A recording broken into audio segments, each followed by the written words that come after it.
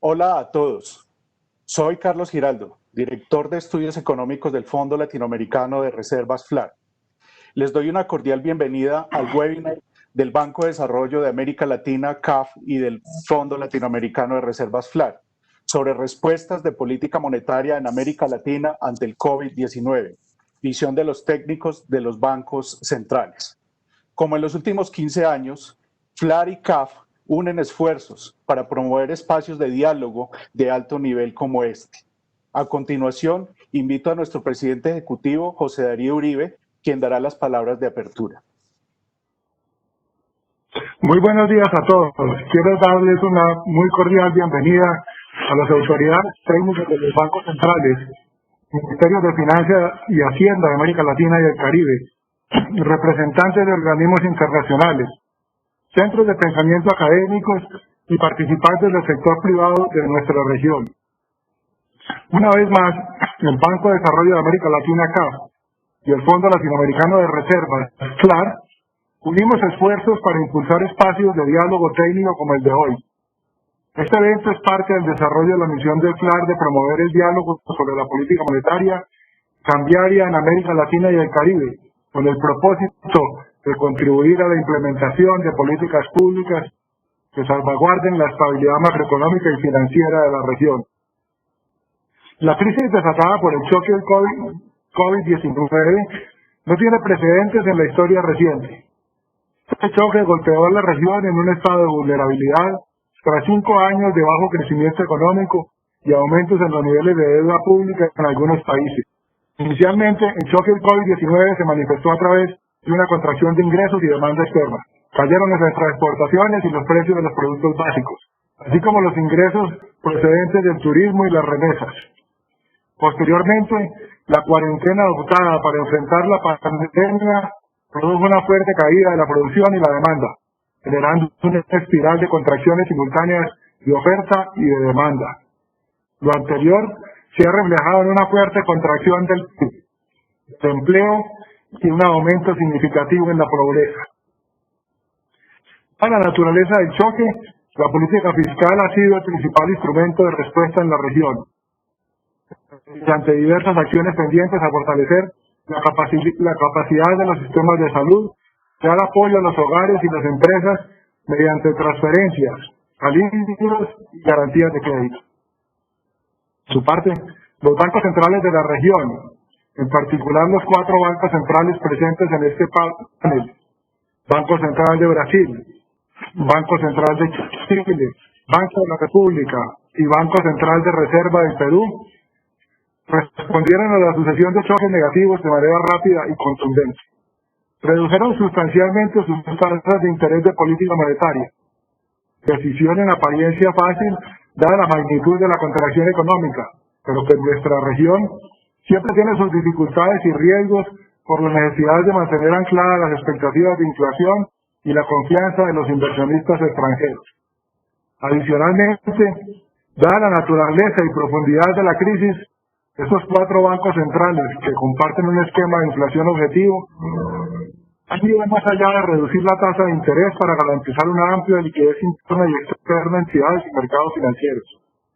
Las acciones incluyen medidas convencionales y no convencionales, las cuales analizarán los protagonistas de este webinar. A la fecha, a medida que los bancos centrales han logrado mantener la estabilidad de precios y contribuido a la estabilidad del sistema de pagos financiero en general. Sin embargo, los desafíos son grandes, tanto en el corto como en el mediano plazo, dada la naturaleza de los choques y la gran incertidumbre sobre su duración y sus efectos.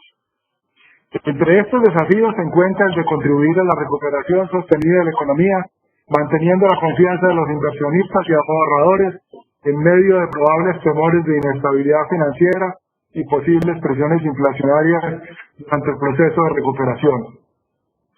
En este contexto, consideramos de gran utilidad generar este espacio de diálogo para compartir las experiencias y visiones de la política monetaria ante el COVID-19, desde la perspectiva de los técnicos de los bancos centrales de Brasil, Chile, Colombia y Perú. En particular, tendremos la oportunidad de oír de primera mano las consideraciones estratégicas y principales medidas de política monetaria de estos bancos, su alcance y efectos, y los retos y riesgos que avisoran a futuro.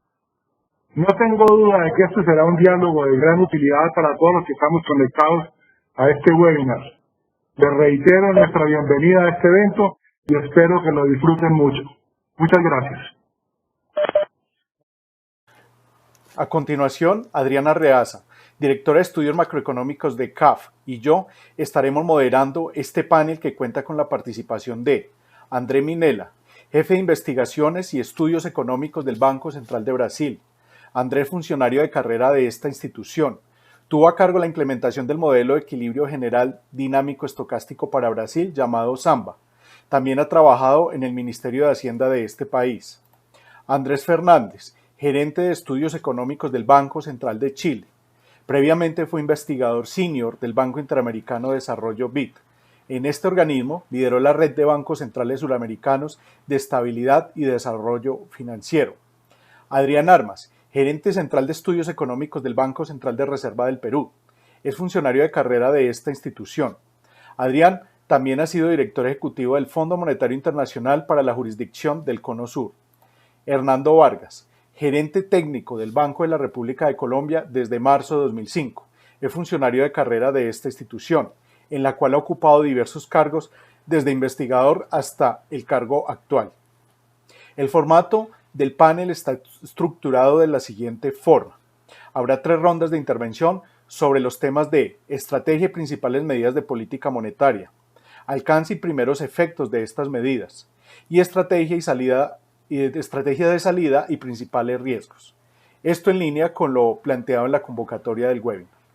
Al final, habrá una ronda con preguntas seleccionadas de los participantes.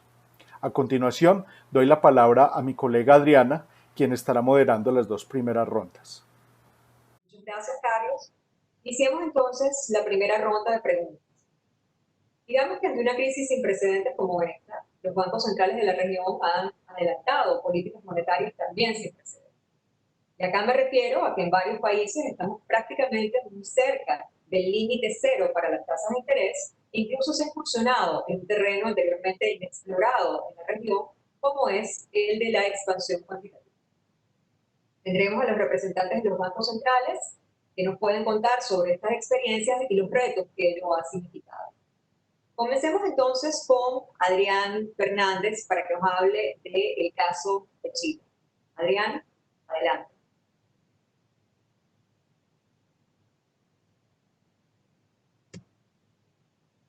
Muy buenas, ¿cómo están? ¿Me están escuchando?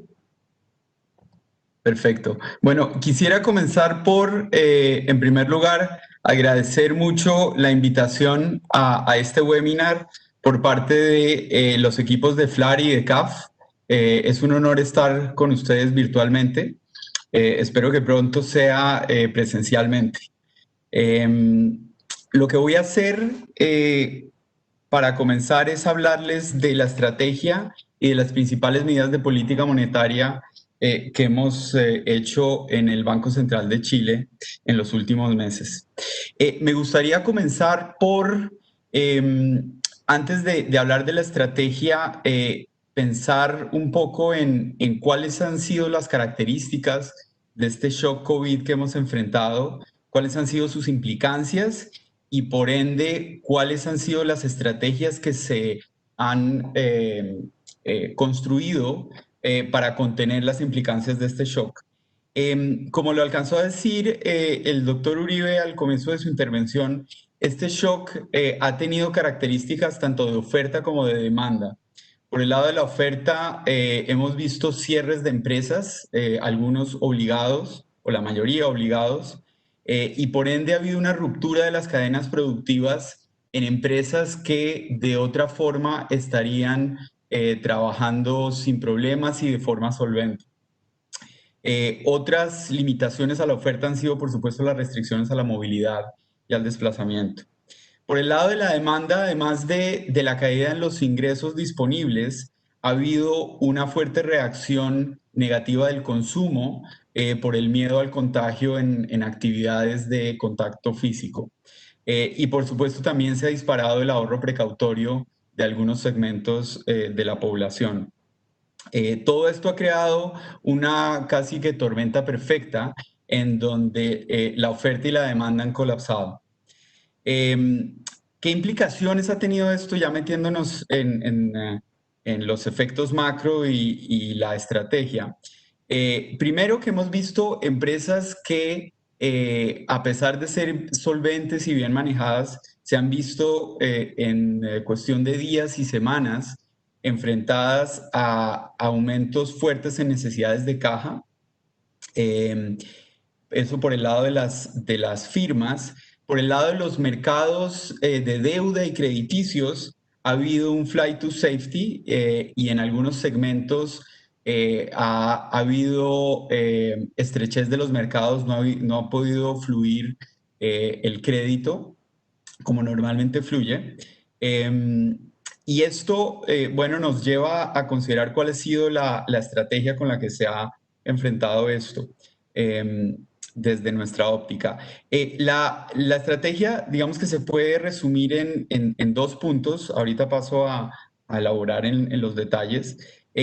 Pero un primero ha sido tratar de apoyar la liquidez para que fluya a las empresas que necesitan de crédito para pasar el shock de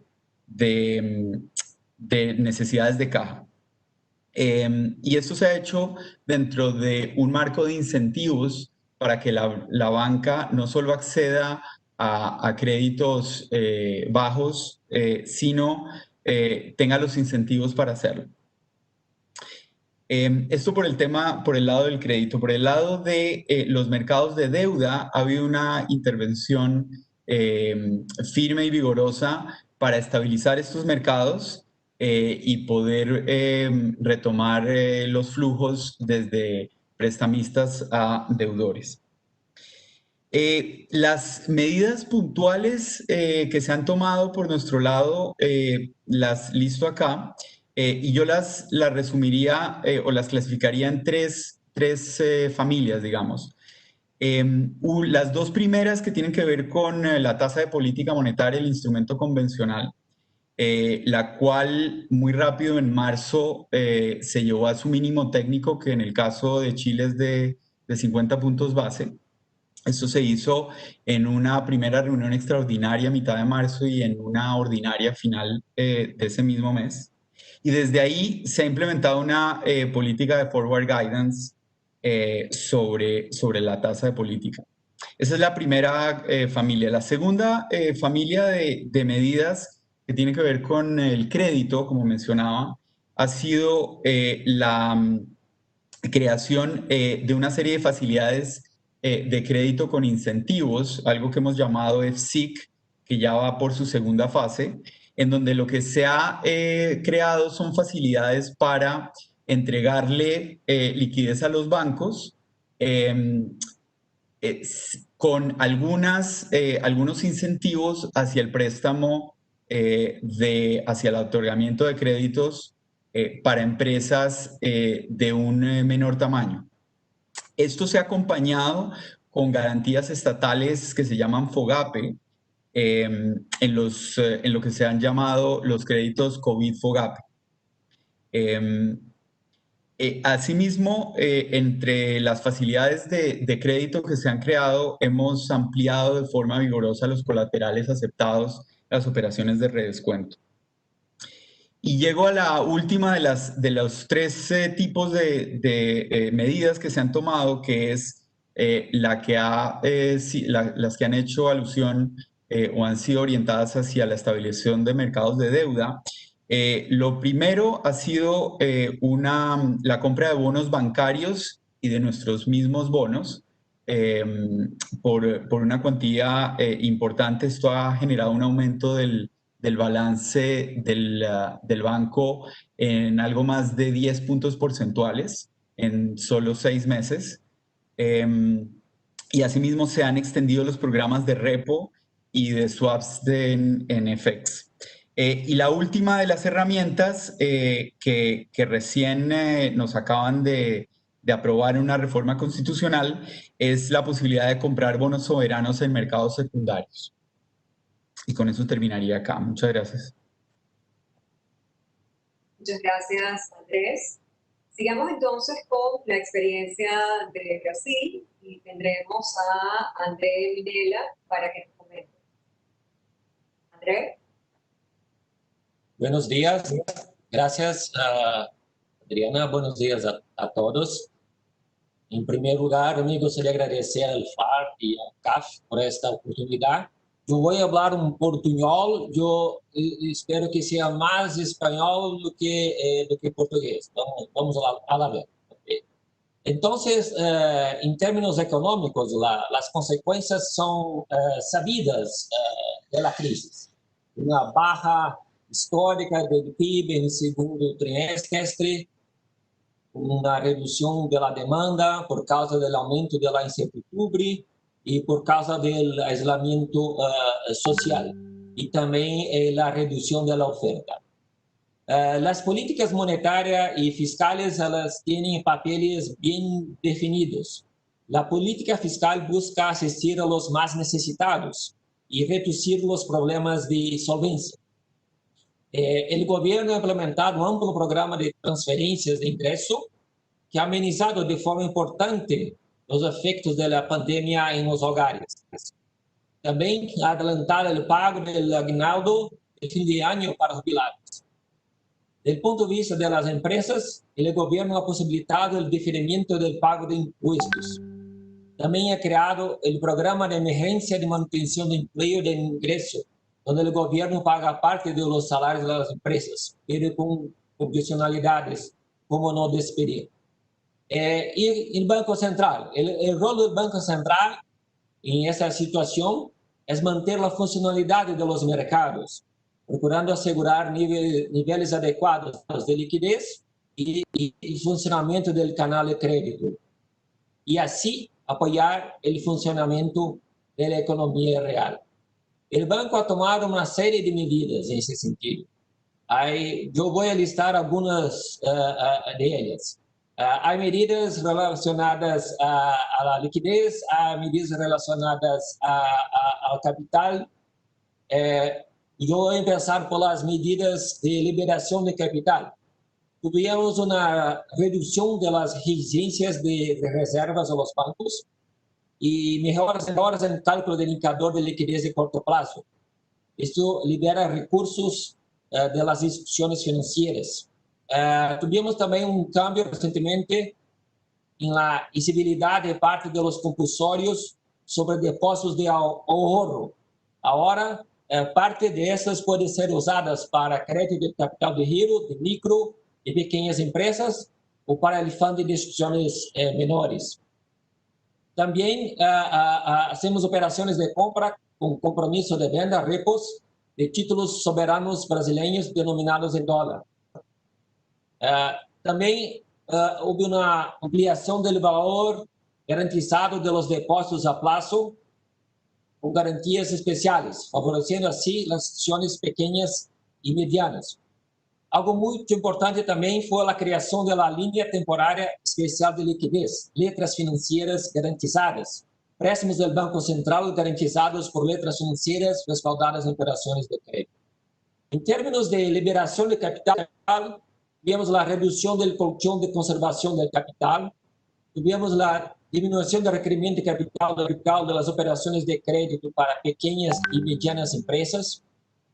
Algo también muy importante es no necesidad de aumentar el aprovisionamiento en el caso de renegociaciones de crédito tanto para hogares como para empresas. También tuvimos una reducción del requerimiento de capital das instituciones de menor porte y también reducción del requerimiento de capital en exposiciones de las instituciones a los depósitos a plazo con garantías especiales. Hay también la posibilidad de compra de títulos privados en el mercado secundario. También se creó una línea especial de crédito para el pago de salarios de pequeñas y medianas empresas y una línea de swap de liquidez en dólares con el FED. Entonces, tenemos varias medidas que intentam melhorar a situação de liquidez e liberar também mais capital, requerer menos capital para os bancos. Do ponto de vista da política monetária, o Comitê de Política Monetária decidiu por novas reduções da taxa de política monetária. Quando a pandemia começou, a taxa de política monetária era estimulante da economia. Estava em 4,25, estava a 2,25 pontos percentuais mais baixa com respeito a julho do ano passado, quando já estava em menor nível histórico. O contexto de projeções de inflação debaixo da meta, as expectativas de inflação claras e a ociosidade dos fatores de produção permitiram uma baixa segura de taxa de interesse. Mas com a crise da pandemia, tivemos uma nova baixa nas projeções, expectativa de inflação e um aumento do grau de ociosidade dos fatores de produção. Isso é que o comitê baixasse a taxa para 2%, novo mínimo histórico. Então, temos uma combinação de política fiscal, monetária e de liquidez estimulantes, pero direcionadas para diferentes aspectos da crise. Em esse sentido, as políticas são complementares. Gracias. Muchas gracias, Andrés. Pasemos ahora al caso de Colombia con Fernando Vargas. Fernando, cuéntanos. Gracias, Adriana. Buenos días para todos, para los asistentes y los organizadores. Muchas gracias por su invitación a participar en este evento. Yo voy a compartir mi pantalla para resumir mis observaciones.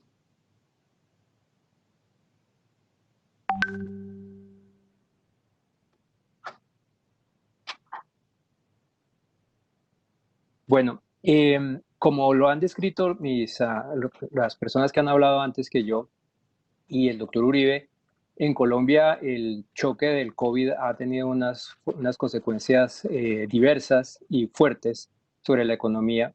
Y en el caso de Colombia, adicionalmente, hemos tenido un derrumbe de nuestros términos de intercambio tal vez más grande que el que han sufrido otras economías de la región en la medida que somos productores y exportadores de petróleo. Los principales efectos de estos choques han sido, en primer lugar, lo primero que sufrimos fue una fuerte tensión en los mercados de cambiario y de deuda pública y privada con fuertes sobresaltos en los precios de esos mercados. Esto generó un choque de liquidez en nuestros fondos del mercado monetario, donde hubo grandes retiros de estos fondos y una presión de venta de títulos privados, básicamente certificados de depósitos bancarios en el mercado, lo cual disparó aún más los precios de estos papeles y produjo grandes dificultades para que los bancos comerciales pudieran captar a plazo y pudieran mantener unas fuentes de liquidez estables. A esto se sumó los programas de alivio para deudores que ha habido en el sistema financiero, que básicamente han pospuesto el recaudo de capital y de intereses de varios deudores y han generado mayores presiones a mediano plazo en la liquidez de nuestros intermediarios financieros. Todo esto, junto con una aversión al riesgo exacerbada y lógicamente comprensible por parte de los bancos, ha redundado en una restricción fuerte en la oferta de crédito que ya ha sido mencionada. Finalmente, como en todos los países, hemos tenido factores de oferta y demanda que han desembocado en una fuerte contracción económica. Ante esto, la respuesta del Banco de la República ha estado encaminada a distintos objetivos, ellos todos relacionados con los choques y los efectos que he descrito. En la tabla que pueden ver en la pantalla aparece una matriz donde resumimos los objetivos de las políticas y las medidas de política encaminadas al logro de dichos objetivos. Nuestros objetivos han sido, en primer lugar, proteger el sistema de pagos, que estuvo en riesgo pues, por todos estos retiros fuertes de los fondos de mercado monetario, preservar la oferta de crédito, estabilizar nuestros mercados esenciales para la operación de la política monetaria, como el mercado de deuda pública, el mercado de deuda privada y el mercado cambiario, y obviamente estimular la economía, la actividad económica ante el choque tan fuerte que ésta está recibiendo. ¿Qué medidas hemos utilizado para ello? En primer lugar, hemos ampliado fuertemente nuestras facilidades de liquidez transitoria, hemos ampliado los montos hemos ampliado las contrapartes, las garantías. Ahora recibimos o estamos recibiendo títulos privados y títulos representativos de cartera, como en el caso de Brasil, y hemos ampliado los plazos. Con esto pues hemos protegido el sistema de pagos, hemos preservado o contribuido a preservar la oferta de crédito en la medida en que hemos asegurado la liquidez de los intermediarios financieros a plazo y hemos contribuido a estabilizar la liquidez de los mercados clave para nosotros. Otra medida de política han sido las compras definitivas de títulos públicos y privados, con los mismos objetivos de la expansión transitoria. Hemos reducido el encaje en 2 puntos porcentuales, también con el propósito de proteger el sistema de pagos, preservar la oferta de crédito y estimular la actividad económica en la medida en que hemos abaratado en el margen la oferta de crédito. Hemos intervenido en el mercado cambiario a través de 2 instrumentos, venta de dólares forward con cumplimiento financiero, llamados NDF, esto con el fin de estabilizar y proveer liquidez en el mercado cambiario. Una vez el choque o los choques produjeron una exacerbada aversión al riesgo y una limitada oferta de coberturas cambiarias por parte del sector privado. También hemos provisto swaps de dólares, con lo cual también hemos contribuido a normalizar la situación del mercado cambiario y a garantizar una oferta adecuada de crédito en dólares de corto plazo. Y finalmente hemos reducido la tasa de interés de política en 200 puntos base, también a mínimos históricos, hoy en día está en 2.25%, con el fin de estimular la actividad económica. El monto total de las facilidades de expansión o la expansión adicional para afrontar estos choques ha ascendido a cerca del 30 o 40% de la base monetaria. Esto les da una idea del tamaño de nuestra intervención. Temas claves de nuestra intervención han sido los que están aquí señalados en esta diapositiva. Primero, en Colombia no hemos hecho quantitative easing hasta ahora.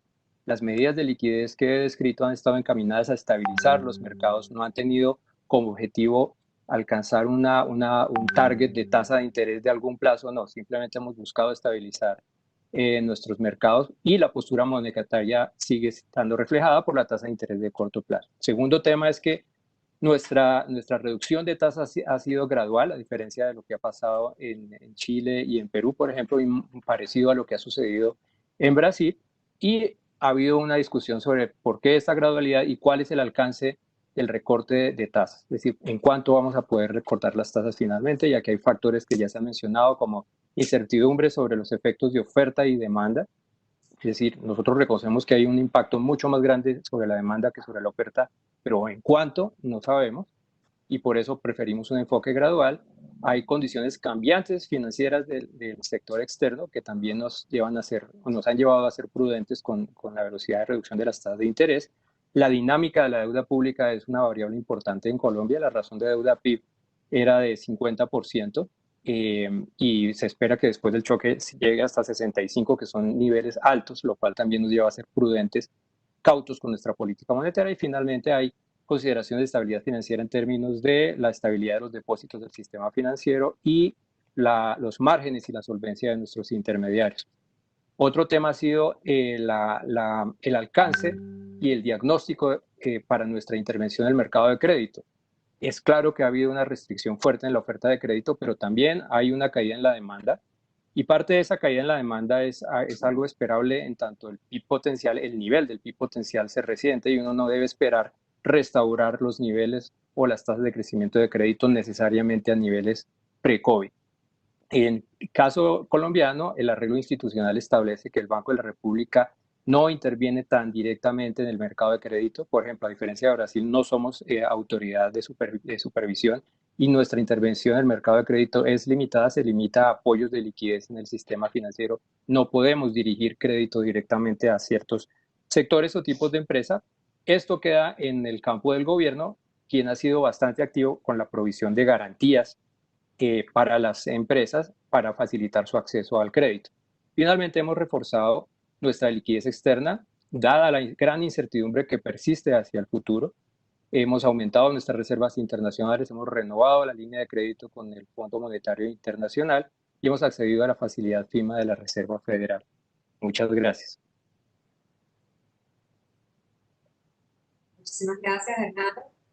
Finalmente tenemos a Adrián Armas para relatarnos sobre la experiencia en Perú. Adrián. Buenos días con todos. Gracias Adriana, gracias a CAF, al FLAR por la invitación y al público en general por escucharnos.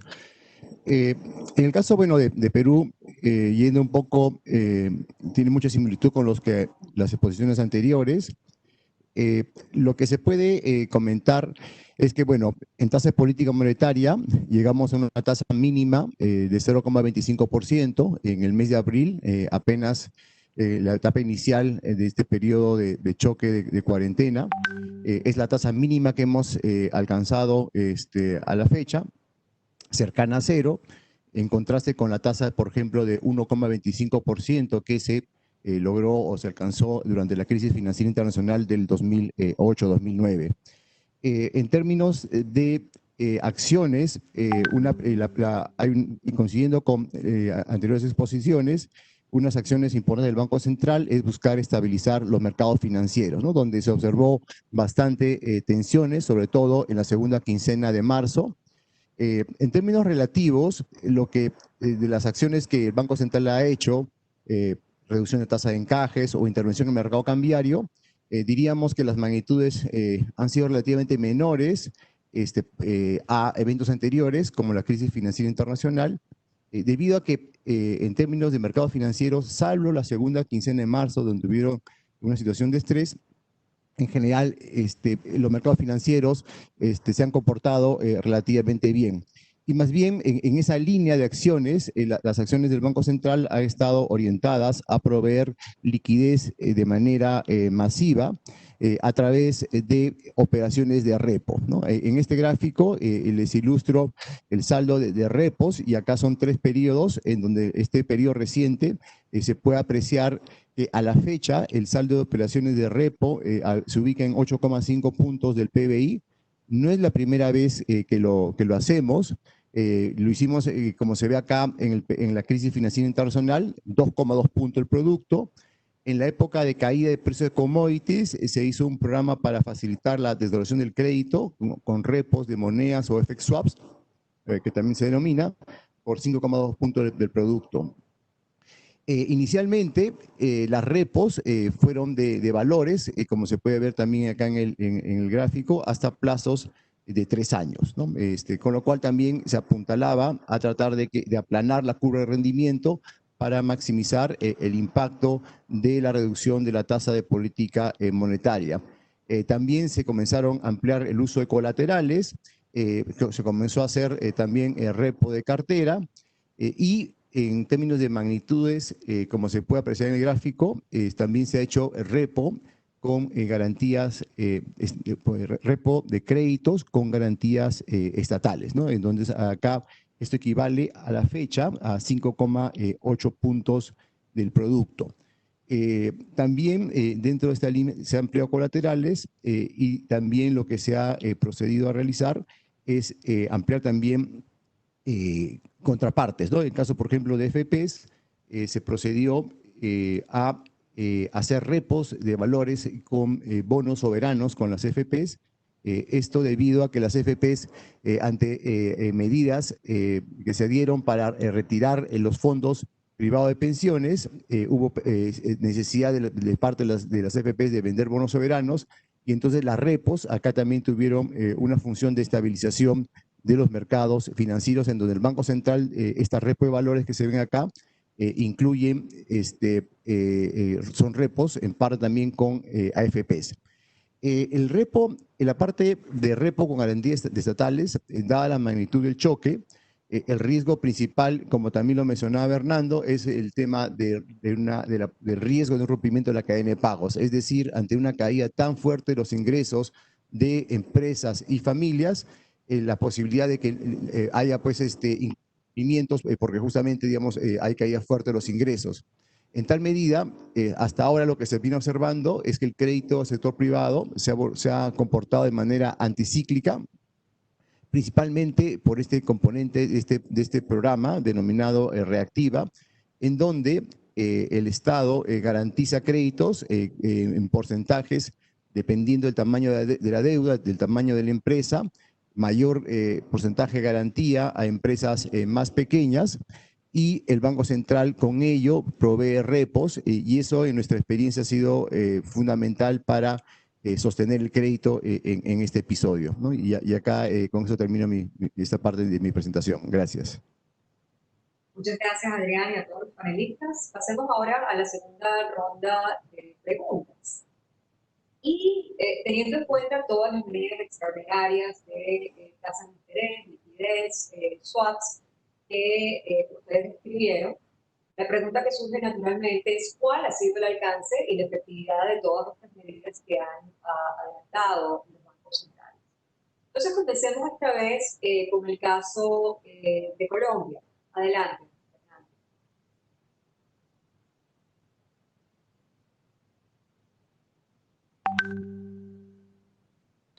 Gracias, Adriana. Sí, en el caso de Colombia, las medidas han sido relativamente exitosas en términos de los objetivos que se plantearon. En el caso de la estabilización de los mercados de deuda, creo que han sido bastante exitosas. Es claro que junto con las condiciones externas más favorables que se observaron desde abril, estos mercados se han estabilizado, pero si uno mira la temporalidad de los efectos de nuestras medidas, es clarísimo que las medidas que implementamos fueron sumamente exitosas en ese sentido. También hemos logrado proveer liquidez suficiente a plazo a los intermediarios financieros y mantenemos abiertas nuestras facilidades para tal efecto.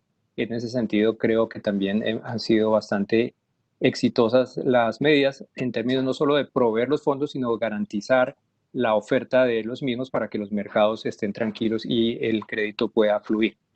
En cuanto a la provisión de crédito en la economía, pues es difícil medir el éxito de estas medidas que hemos tomado, por cuanto no tenemos, tal vez afortunadamente, un contrafactual sobre qué hubiera pasado sin ellas. Pero creemos que por todos los anteriores efectos han sido también consecuencias favorables. Hemos tenido consecuencias favorables en ese sentido. Sobre la reactivación de la economía, creo que es muy temprano para poder juzgar esto.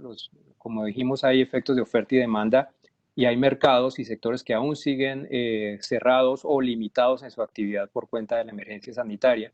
Esperamos que la reducción de las tasas de interés en el momento en que estos sectores se reactiven y los canales de transmisión de la política monetaria empiecen a operar normalmente, tengan un impacto favorable sobre la demanda y sobre la producción. Gracias. Gracias, Hernando.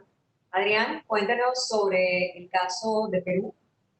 Y si puedes comentar también hasta qué punto el relajamiento cuantitativo en países donde los mercados de títulos no son tan profundos como en el caso de las economías avanzadas, y esto por supuesto va para medidas,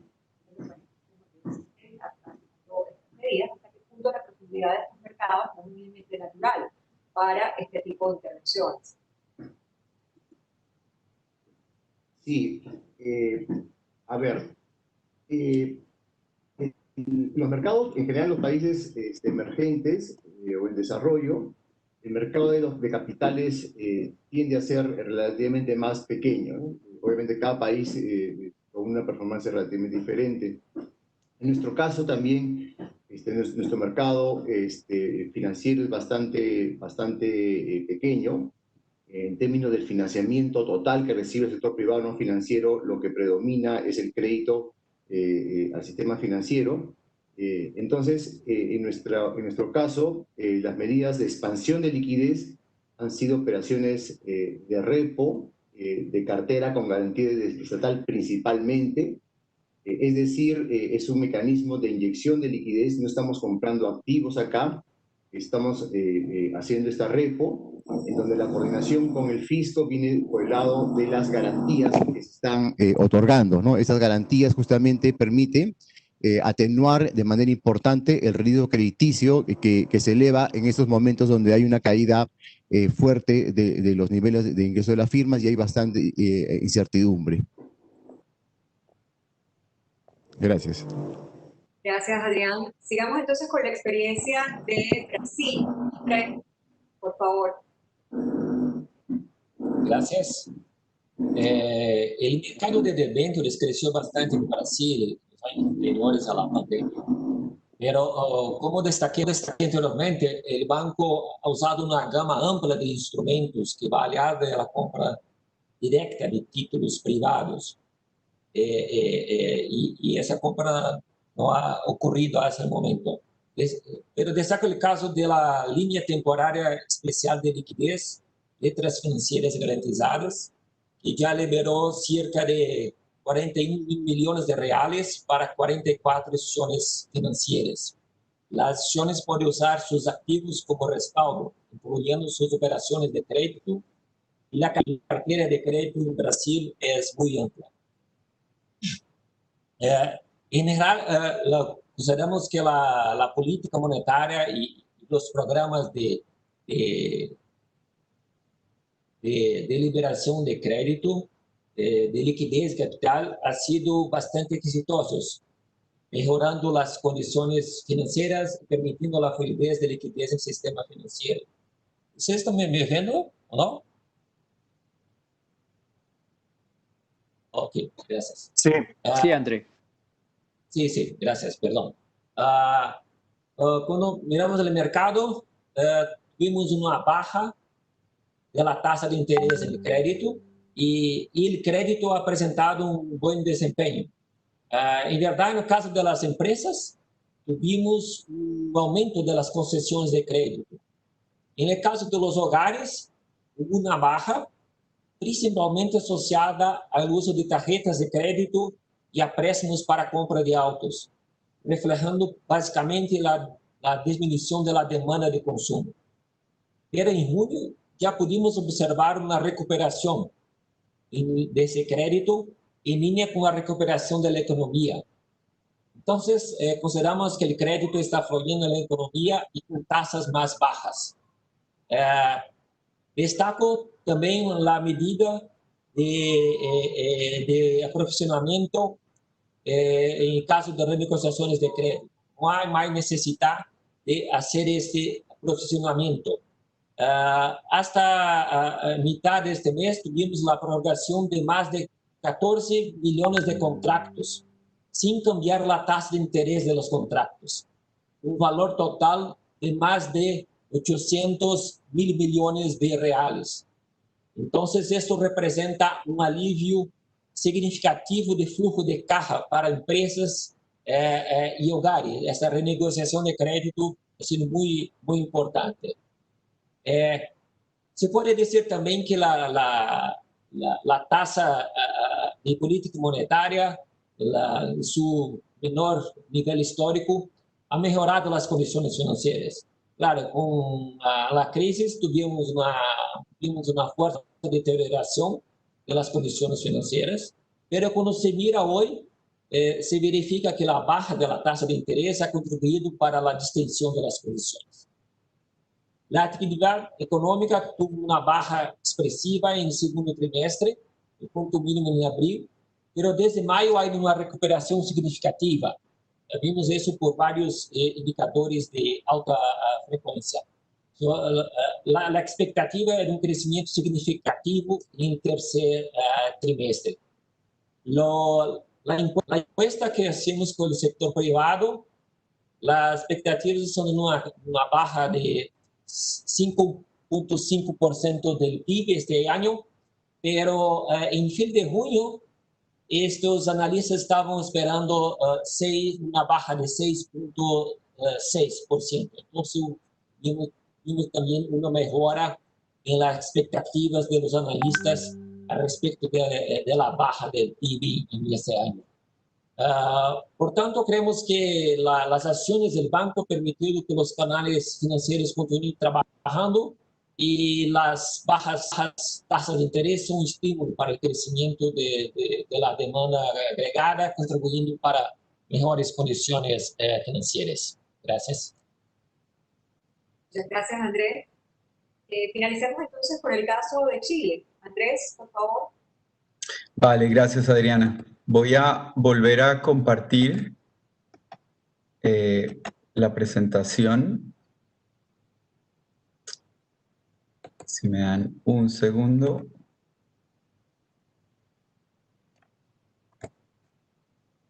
Vale, ya lo ven, ¿no? Acá. Ok, sí, para responder a las preguntas, preparamos esta lámina, solo una, en donde mostramos un poco los datos de algunas de las dimensiones que mencionamos en términos de la estrategia. El primero de ellos es qué le ha pasado a los mercados crediticios. Aquí el gráfico de arriba a la izquierda tiene la evolución de las colocaciones comerciales, el componente cíclico de estas, y el componente cíclico del IMASEC no minero, que es nuestra medida mensual de PIB. Y acá lo que es destacable es, si miran en la punta, es que por primera vez en la historia reciente de Chile, el crédito ha sido contracíclico, algo similar a lo que Adrián mencionó en Perú. Como ven, la gráfica de colocaciones está por primera vez creciendo al mismo tiempo que la actividad se desploma. Si uno descompone estas colocaciones comerciales, en términos del tipo de crédito otorgado, va a ver que estos créditos FOGAPE COVID que mencioné inicialmente han sido los mayores responsables de este aumento. Como recordarán, como dije, estos son los créditos que tienen las garantías estatales. Garantías que no son totales, pero cubren cerca del 80-85%. Entonces, esto ha sido clave en esta coordinación entre garantías estatales y redescuento por parte del Banco Central. Ha sido una pieza clave de la expansión del crédito comercial. Tengo que mencionar que el crédito de consumo no ha seguido esta dinámica. El crédito de consumo sí ha caído de forma importante, pero el crédito comercial ha repuntado. Este crédito ocurre dentro, en su mayoría, dentro de los préstamos FOGAPE COVID, que son préstamos mediante los cuales nosotros le damos liquidez a los bancos a una tasa, a la tasa del mínimo técnico, por hasta 4 años y a su vez el hecho de que los bancos tomen las garantías le pone un cap a la tasa si se presta a cierto tipo de empresas de menor tamaño.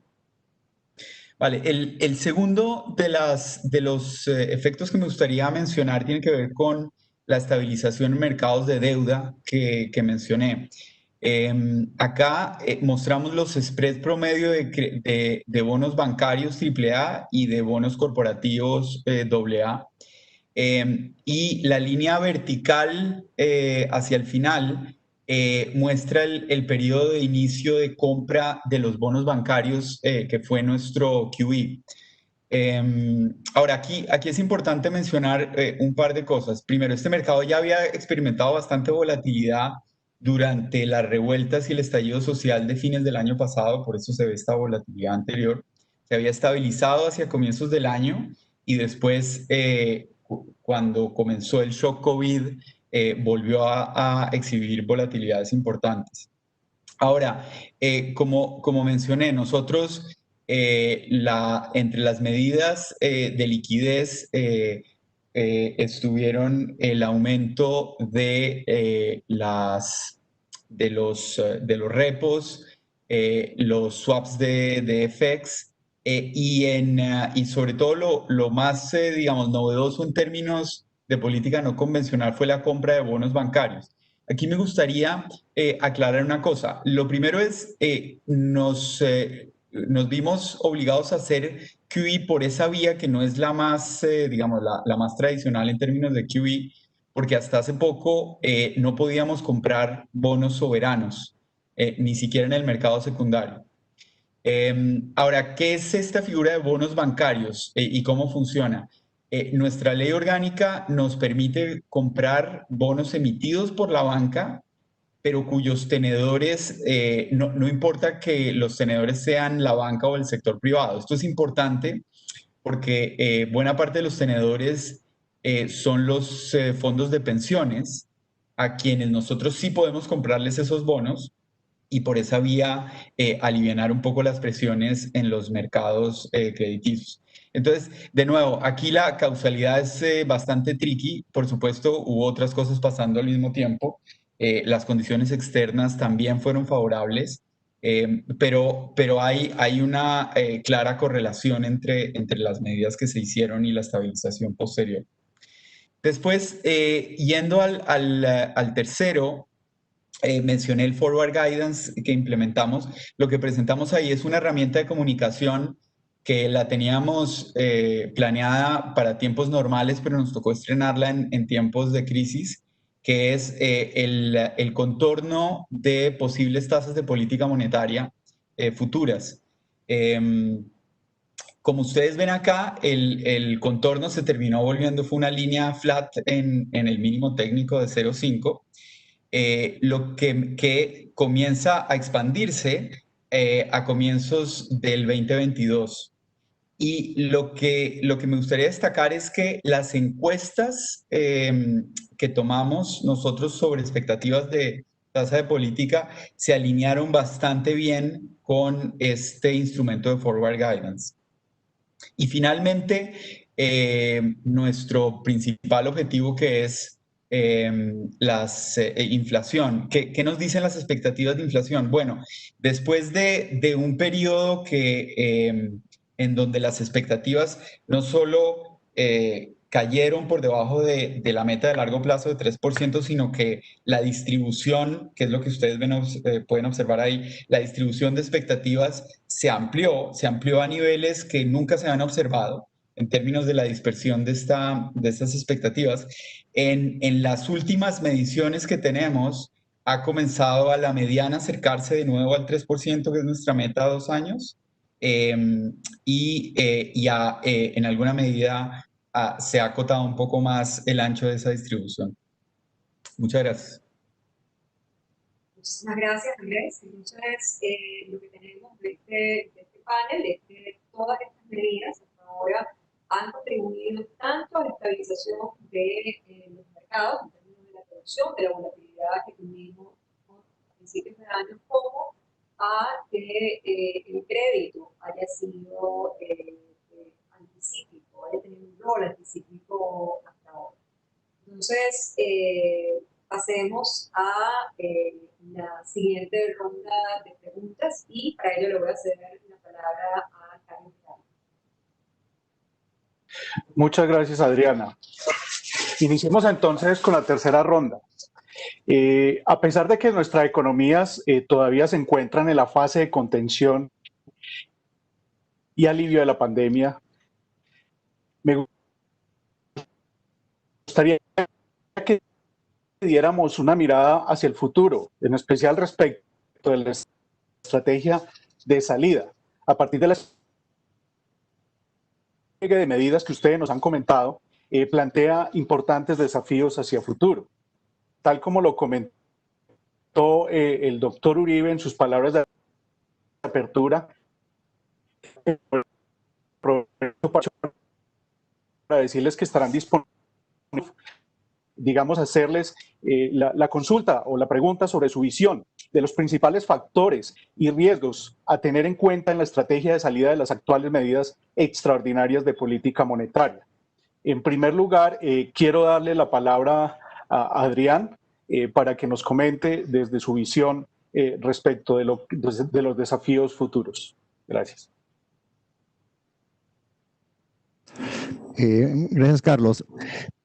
Como comentamos en el caso de Perú, lo que hemos hecho, además de lo convencional de reducir tasas, es dar masivamente liquidez a través de repo de valores y repo de cartera, de créditos, con garantía estatal.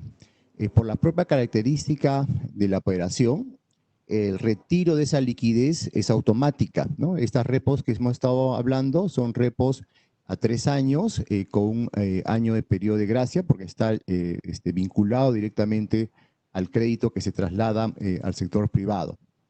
Entonces, la primera respuesta sería el mecanismo es automático.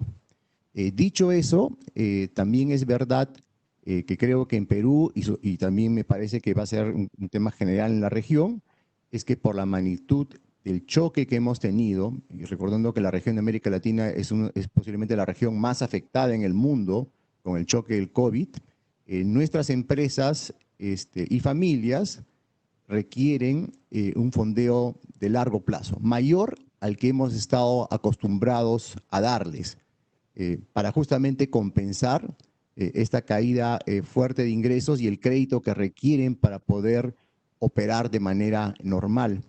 Entonces, hacia adelante, lo que posiblemente la estrategia de salida de estas repos sea ver cómo va evolucionando el fondeo de plazos, porque recordemos que además del impacto cuantitativo, que es dar las repos, hay otro componente importante que tiene que ver con el plazo al que se está dando, porque básicamente una operación de inyección de repo de largo plazo, lo que estamos haciendo es usando el balance del Banco Central para apoyar que las tasas de largo plazo estén menos presionadas. Y eso habría que ver hacia adelante cómo va a evolucionar. En el caso de compra de activos, podemos ver la experiencia de otros países que, como decía, hasta ahora al menos no ha sido necesario utilizarlo porque pensamos que para esta coyuntura, para esta etapa, ha sido más importante apoyar el crédito a través del programa que ya he comentado anteriormente. Gracias, Carlos. Muchas gracias, Adrián. Ahora doy la palabra a André para que nos comente sobre su visión desde el Banco Central de Brasil. Gracias, Carlos. El proceso de recuperación de la economía, la normalización de los mercados, en algún momento los instrumentos usados dejan de tener necesidad.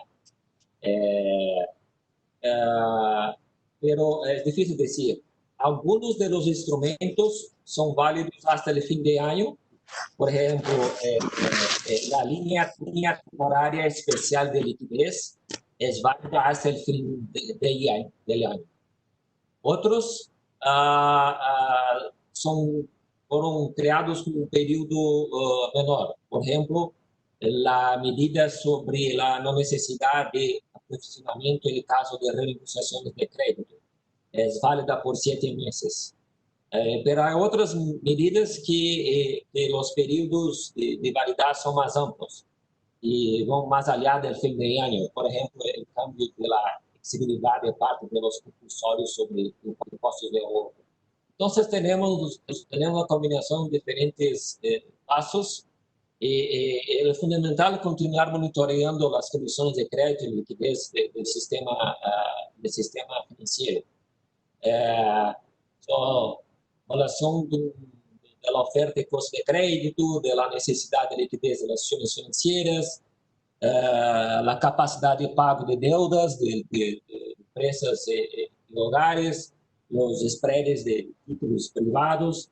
Hay una gama amplia de indicadores que estamos monitoreando.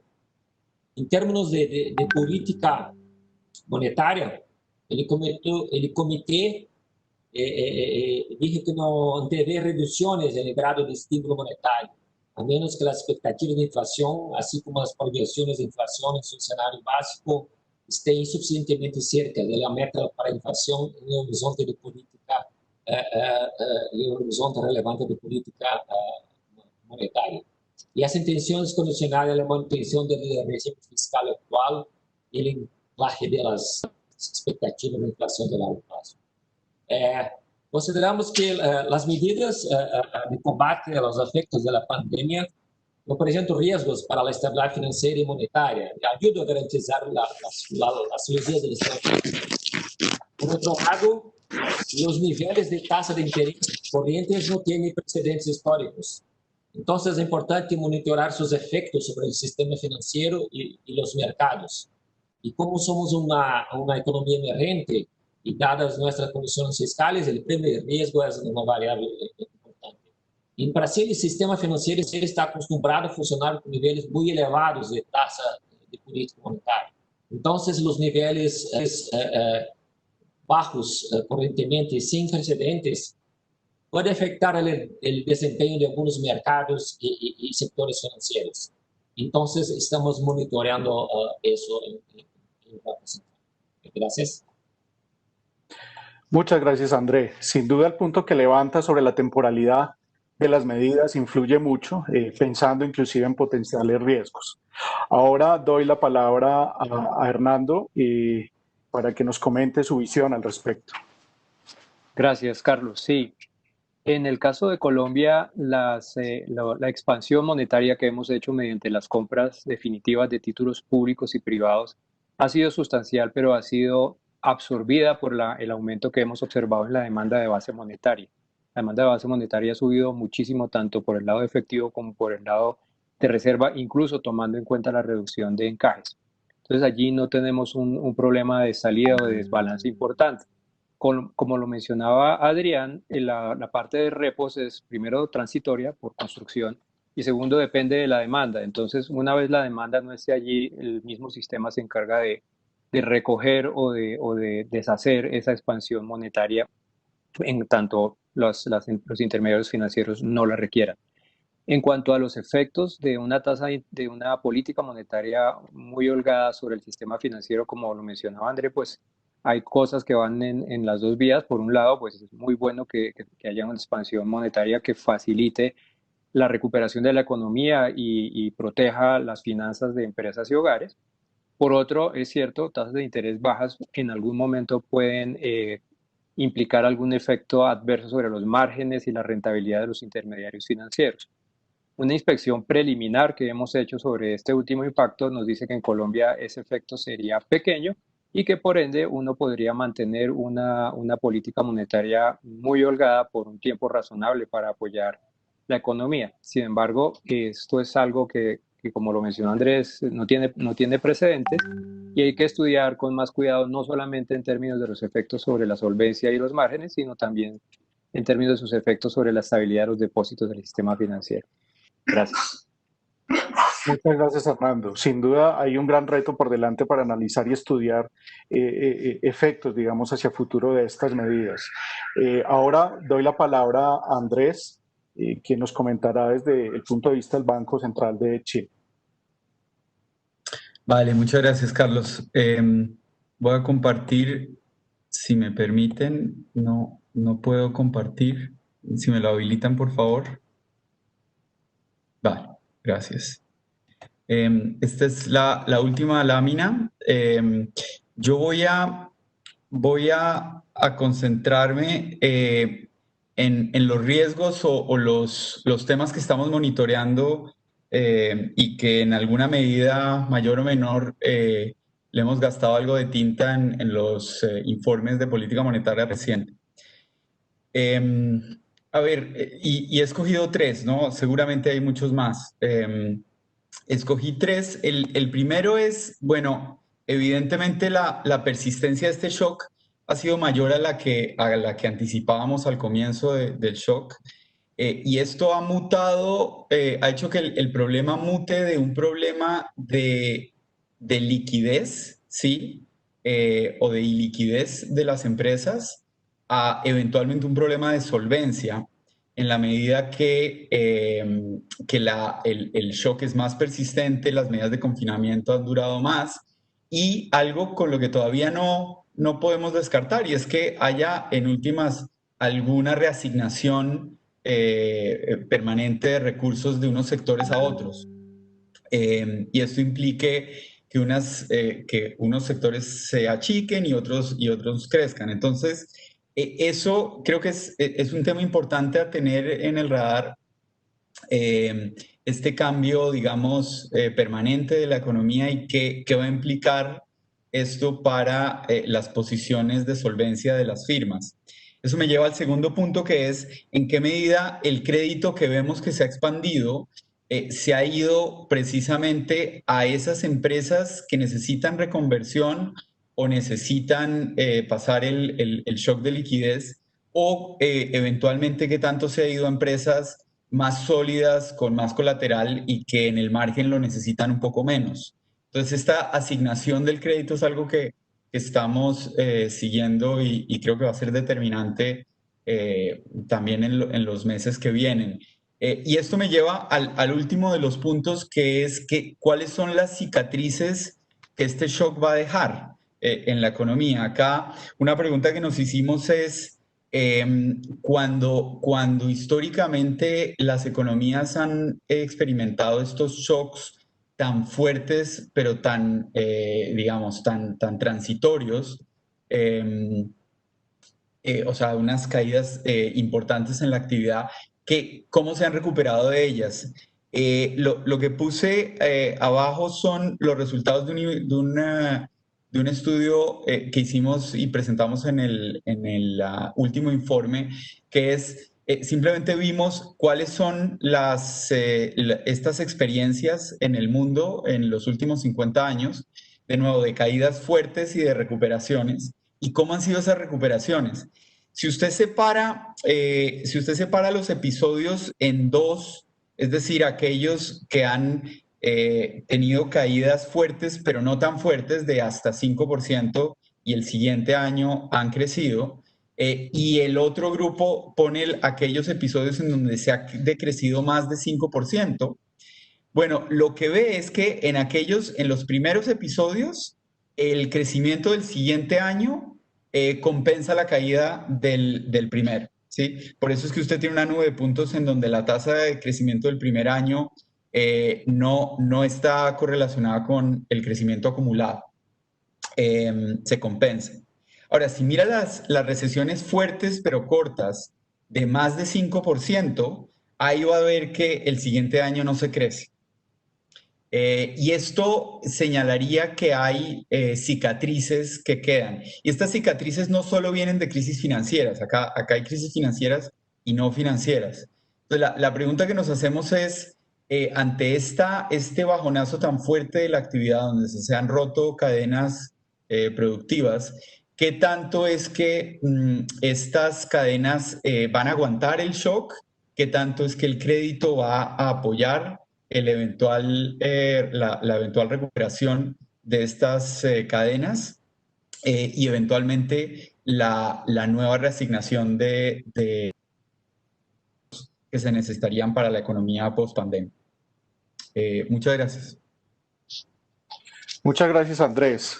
Claramente con sus intervenciones nos queda claro los importantes desafíos en materia de política monetaria a su futuro, especialmente porque la permanencia del choque o la persistencia del choque es desconocida. Es decir, hay un alto componente de incertidumbre en torno digamos, a la magnitud y duración del choque. Muy bien, dado que tenemos unos minutos, voy a dar la palabra a Adriana, quien les va a hacer una pregunta que se ha seleccionado por parte de los participantes. Y en esta, digamos, seríamos relativamente breves. Así que doy la palabra a Adriana. Gracias, Carlos. Sí, efectivamente hemos recibido una cantidad importante de preguntas. Lamentablemente por el tiempo solo vamos a poder hacer una. Y esta pregunta se refiere a cómo ha sido la coordinación entre la política fiscal y la política monetaria para que se logre contener el efecto de este choque. Y le voy a pasar la palabra a Adrián y luego a Andrés para que nos comenten sobre esto muy brevemente.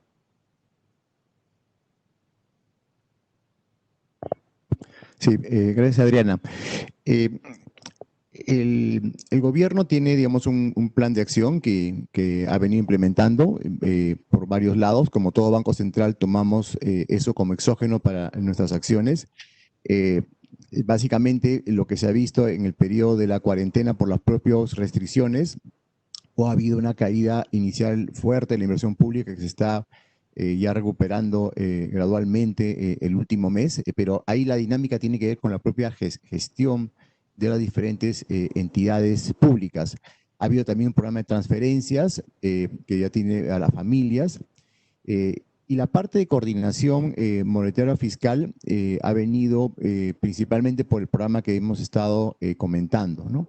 En donde lo que se tiene es, para tratar de sostener el crédito, por un lado se ha dado estas operaciones de inyección de liquidez del Banco Central, con la garantía del Estado, de tal forma que con esas garantías lo que se logra justamente es reducir significativamente el riesgo crediticio. Ha habido una reducción de las tasas de préstamos a empresas significativo, nunca antes visto en el caso peruano, por la garantía fiscal. En un contexto, como digo, de fuerte caída de ingresos, en donde en condiciones de choques como este, lo que tendríamos es una parálisis del crédito. El crédito ha venido fluyendo y la forma de asignar el crédito ha sido mediante un sistema de subastas, de tal forma que lo que se subastaba era la menor tasa de interés de préstamos que estaba dispuesto las entidades financieras a otorgar a las empresas bajo parámetros de ventas principalmente que tuvieran las empresas. Entonces, esto creo que en este episodio ese ha sido el principal mecanismo de coordinación para tratar de preservar la cadena de pagos. Y de ahí hacia adelante se esperaría en esta segunda etapa de recuperación en que nos encontramos, es justamente que se aceleren lo más antes posible el gasto público, pero eso tiene que ver mucho con temas de gestión, que es lo que a veces puede tomar algún tiempo. Gracias, Adriana. Andrés. Sí, gracias, Adriana. Bueno, muy en línea con lo que acaba de mencionar Adrián. A ver, el gobierno acá ha desplegado, digamos, una batería de acciones que asimismo nosotros hemos tomado como dados, como exógenos, que tienen una arista en términos de transferencias, tiene otra arista en términos de apoyar a que el empleo se proteja a nivel de la firma. Se pasó una ley se llama la ley de suspensión del empleo, mediante la cual los empleados pueden quedar suspendidos. El empleador sigue pagando sus cotizaciones, pero parte del sueldo, una fracción importante del sueldo, sale de un fondo de cesantías. Y así, digamos, se protege el que no se rompa esa relación empleado-empleador y cuando la firma reabra pueda retomar actividades sin tener que enganchar de nuevo. Esas son políticas, digamos, que han sido del gobierno y nosotros hemos tomado como dadas. Ahora, la tercera arista que mencionaría yo o que resaltaría de nuevo es la de garantías a los préstamos vía FOGAPE.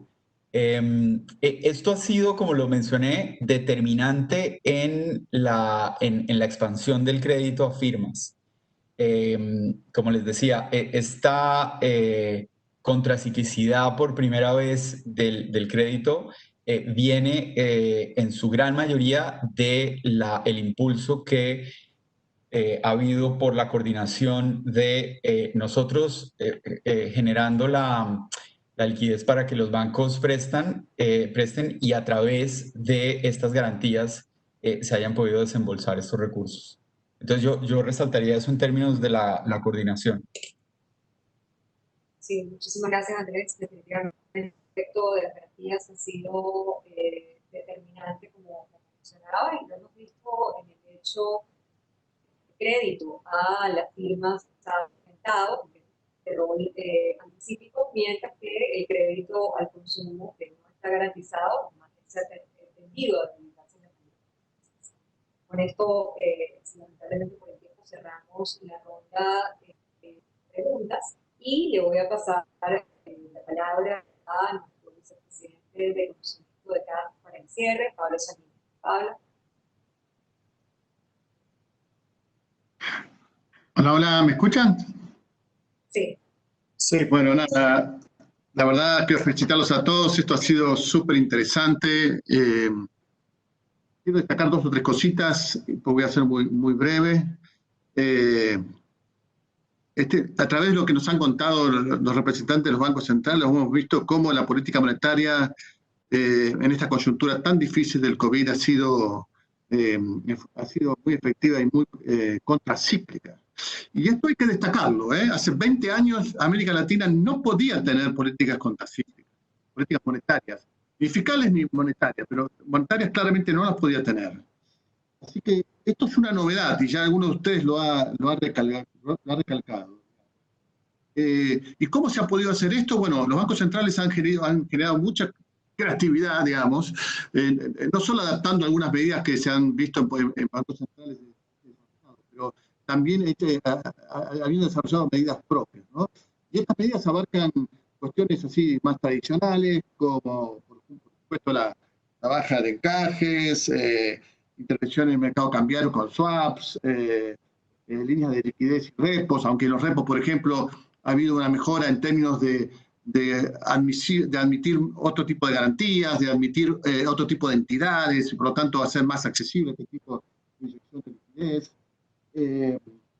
Y por supuesto, medidas un poquito más, si se quiere, mucho más agresivas que en el pasado, como lo que nos han contado, ¿no? Llevar la tasa de interés a 0,25, 0,50 puntos, 0,50, que son tasas que hoy, en su momento, la Reserva Federal la tiene hoy, ¿no? Entre 0 y 0,25. ¿Quién hubiera pensado que el Banco Central de Perú hubiera tenido la tasa de política monetaria muy parecida a la que tiene la Reserva Federal? Esto es algo definitivamente novedosísimo, y que voy a contar un poquito más adelante por qué se ha podido hacer, ¿no?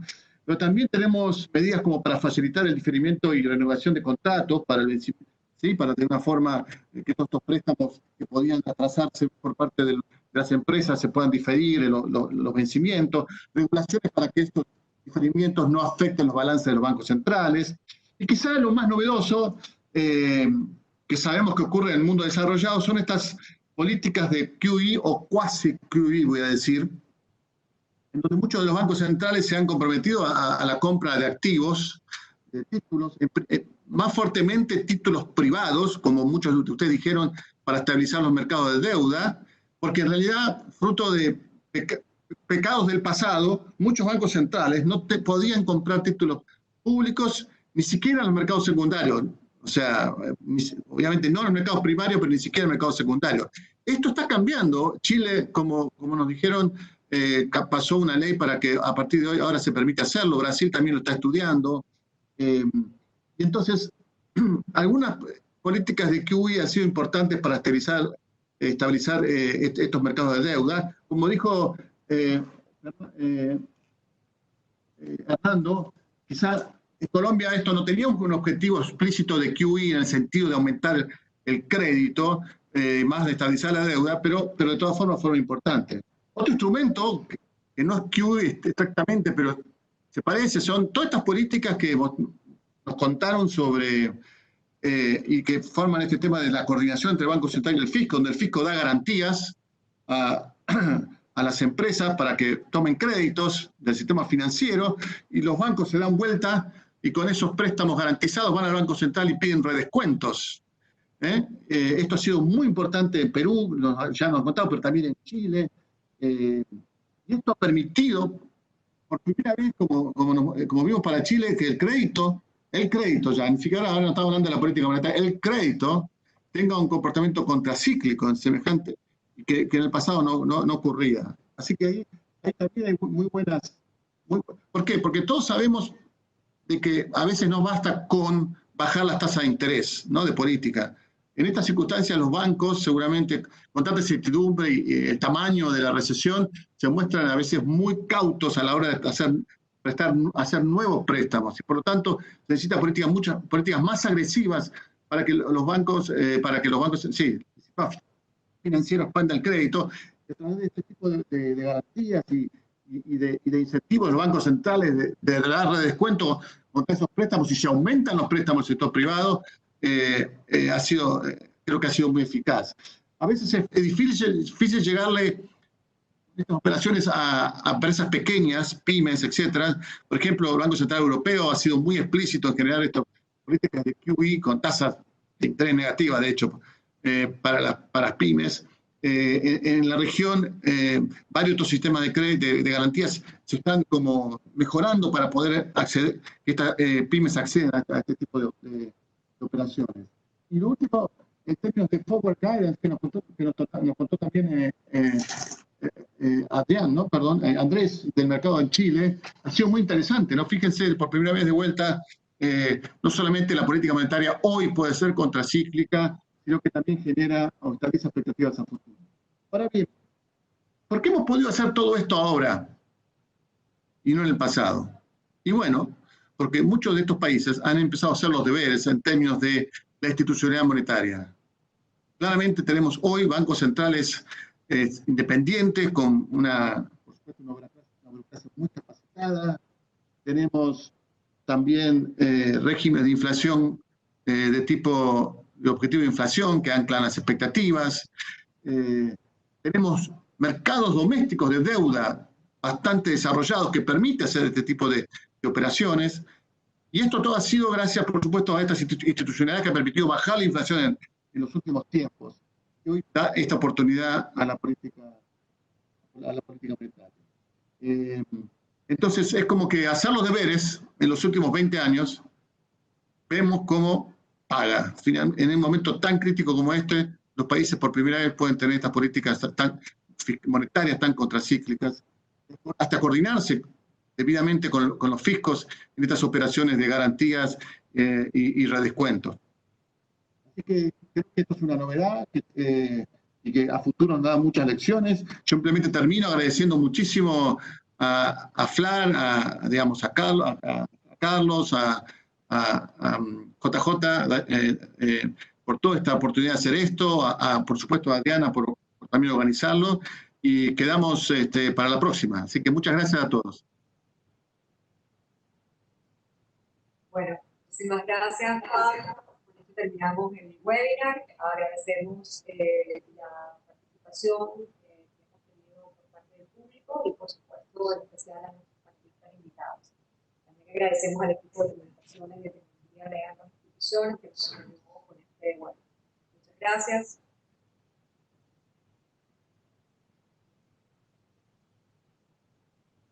Gracias. Gracias a todos. Muy bueno. Hasta luego. Muchas gracias. También un saludo